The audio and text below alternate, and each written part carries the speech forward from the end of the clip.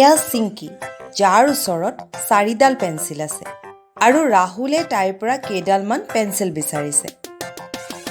চিংকিয়ে তেওঁক 2ডাল পেঞ্চিল দি দিলে। এতিয়া কোৱা, চিংকিৰ ওচৰত কিমান পেঞ্চিল আছে? হয়, চিংকিৰ ওচৰত 2ডাল পেঞ্চিল আছে। বন্ধু, তুমি নিশ্চয় এনে প্ৰশ্ন দেখিছা। এনে প্ৰশ্নবোৰক কি বুলি কয়? এইবোৰক আমি বিয়োগ বুলি কওঁ। আহা, কাহিনীটোৰ জৰিয়তে বিয়োগৰ কিছুমান প্ৰশ্ন সমাধান কৰোঁ। এইডাল এডাল আমৰে ভৰি থকা গছ, য'ত ৰসাল আমবোৰ লাগি আছে। আৰু এইটো হৈছে অনন্ত, যিয়ে এই ৰসাল আমবোৰ খাই বহুত ভাল পায়। সেয়ে অনন্তই আম গছলৈ শিল দলিয়াই আমবোৰ সৰাবলৈ ধৰিলে। কিমানটা আম সৰিল? ব'লা গণনা কৰোঁ।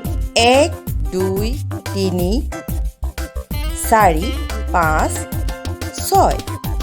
অনন্তই মুঠতে 6টা আম সৰালে। কিছু সময়ৰ পিছত আৰ্যা সেইফালেদি পাৰ হৈ গ'ল আৰু আৰ্যাই ক'লে, মোকো কেইটামান আম লাগে। সেয়েহে অনন্তই এয়া 1টা আৰু এয়া 2টা, মুঠতে 2টা আম আৰ্যাক দিছিল।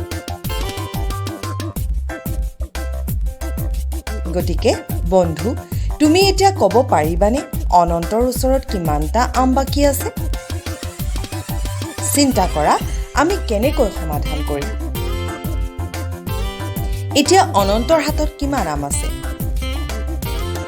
বন্ধু চোৱা, এয়া হৈছে 6টা আম, যিবোৰ অনন্তৰ আছিল, কিয়নো অনন্তই গছৰ পৰা মাত্ৰ 6টা আম সৰাইছিল, যিটো আমি ইয়াত লিখিছোঁ। এতিয়া বন্ধু, কিছু সময়ৰ পিছত অনন্তই আৰ্যাক 2টা আম দিলে। ইয়াৰ অৰ্থ হৈছে 6টা আমৰ পৰা কেইটামান আম কমি গৈছে। আৰু সেয়েহে আমি ইয়াত বিয়োগৰ চিহ্ন ৰাখিম, কাৰণ 6ৰ ভিতৰত আমি কেইটামান আম কম কৰিলোঁ। কেইটা আম কম কৰিলোঁ? এই 2টা আম।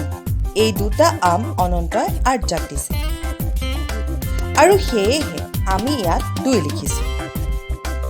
এতিয়া চোৱা, 6ৰ পৰা 2 বিয়োগ কৰিলে তুমি কিমান উত্তৰ পাবা কোৱাটো অতি সহজ হৈ পৰিল। যদি এই 2টা আম আঁতৰাই দিওঁ, তেতিয়া মুঠতে 4টা আম থাকিব।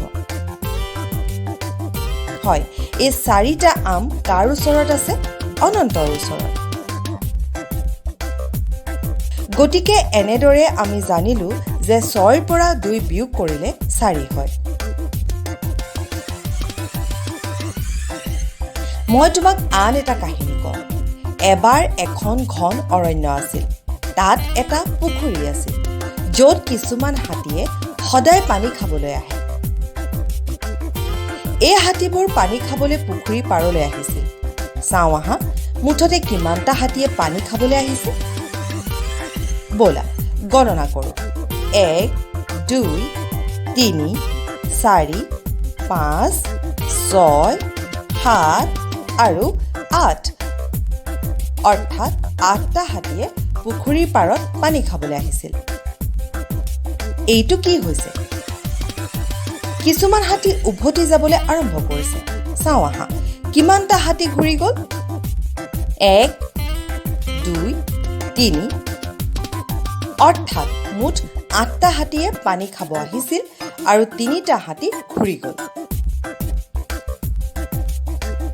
গতিকে বন্ধু, এতিয়া তুমি ক'ব পাৰিবানে পুখুৰীৰ পাৰত কিমানটা হাতীয়ে পানী খাই আছে?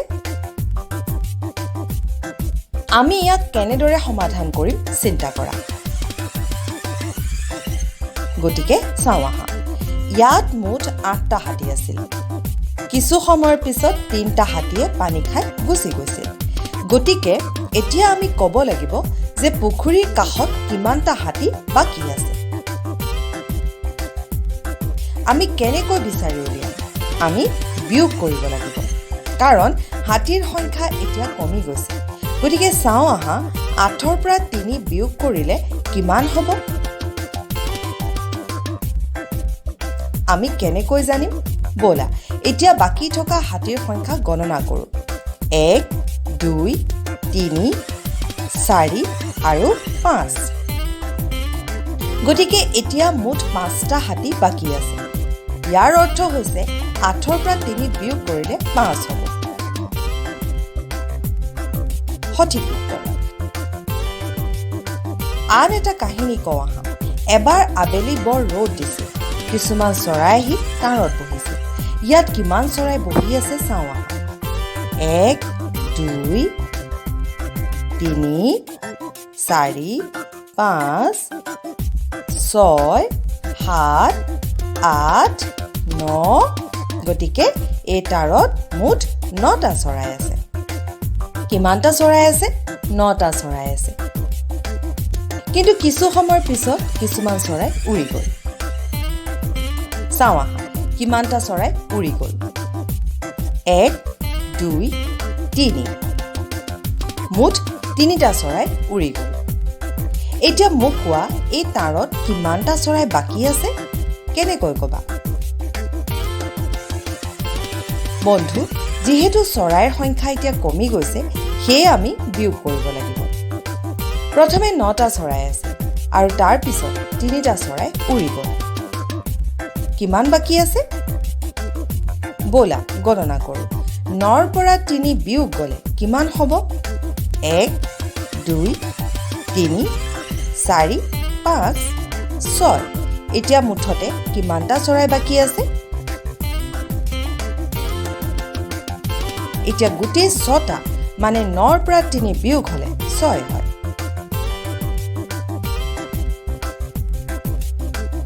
শিশুবোৰে মিলি এই সেউজীয়া বাগিচাখনত খেলি আছে কিছু সময়ৰ পিছত এজন বেলুনৰ বেপাৰী তালৈ আহে তেওঁৰ ওচৰত কিমানটা বেলুন আছে বলা গণনা কৰোঁ 1 2 3 4 5 6 7 গতিকে তেওঁৰ ওচৰত মুঠ 7টা বেলুন আছে কিছু সময়ৰ পিছত চিংকি আহে চিংকিয়ে বেলুন বৰ ভাল পায় গতিকে চিংকিয়ে কিছুমান বেলুন লৈ ল'লে